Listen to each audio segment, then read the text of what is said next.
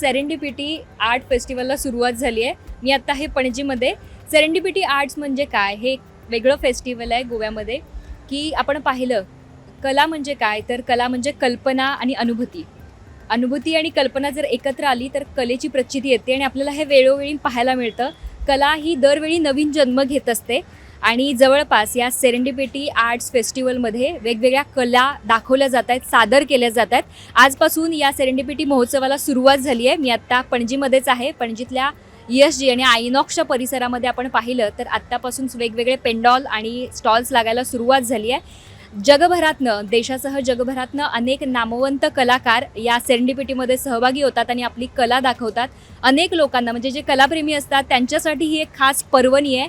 आजच्या दिवसात ही सुरुवात होती. अजून बरंच काम राहिलेलं आहे आणि थोडे थोडे स्टॉल्स, पेंडॉल्स लागलेले आहेत. ESGचा आपण भाग पाहिला तर अगदी 5G 3D आणि वेगवेगळ्या पद्धतीचं जे आपण आता मेटावर्समध्ये काम करणार, तर कशा पद्धतीनं आपल्याला लाईट इफेक्ट्स आणि बाकीच्या गोष्टी किंवा जे वेगळं आर्ट आपल्याला पाहायला मिळते ना, त्याची प्रचिती या सेरेंडिपिटीमध्ये येते.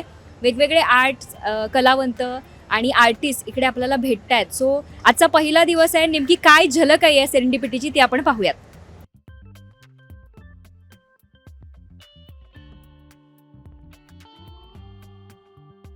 कलाप्रेमी कलेच्या प्रेमासाठी अगदी जग पालथं घालायला तयार असतात. कलेच्या व्यापक आणि अफाट विस्तारलेल्या सागरात काही निवडक आणि मनमोहक कलाप्रकार तुम्हाला या सेरेंडिपिटी फेस्टिवलमध्ये पाहायला मिळणार आहेत.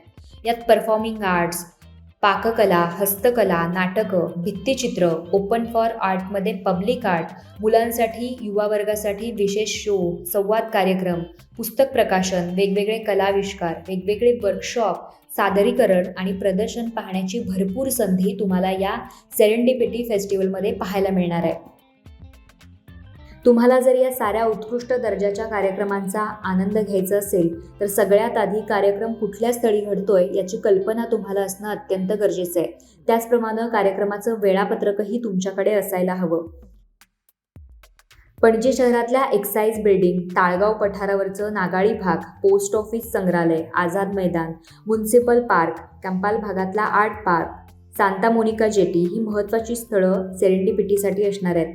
त्याचबरोबर पणजीचे मल्टी लेवल पार्किंग, अल्तिनो इथली पडकी इमारत या जागांवरही महत्त्वाचे कार्यक्रम मधल्या दिवसात होणार आहेत. या महोत्सवात होणारे सारेच कार्यक्रम दर्जेदार आहेत. त्यामुळे एकाच वेळी कुठल्या कार्यक्रमाला हजर राहू हा प्रश्न आपल्याला पडू शकतो. वेळापत्रकाचा व्यवस्थित अभ्यास केला तर त्यावर आपण तोडगा पाडू शकतो. अनेक चांगले कार्यक्रम 2 वेळा आयोजित करण्यात आलेले आहेत.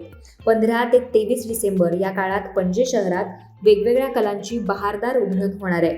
विख्यात कलाकारांची मांदी याळी या शहरात आपली कला सादर करताना दिसेल.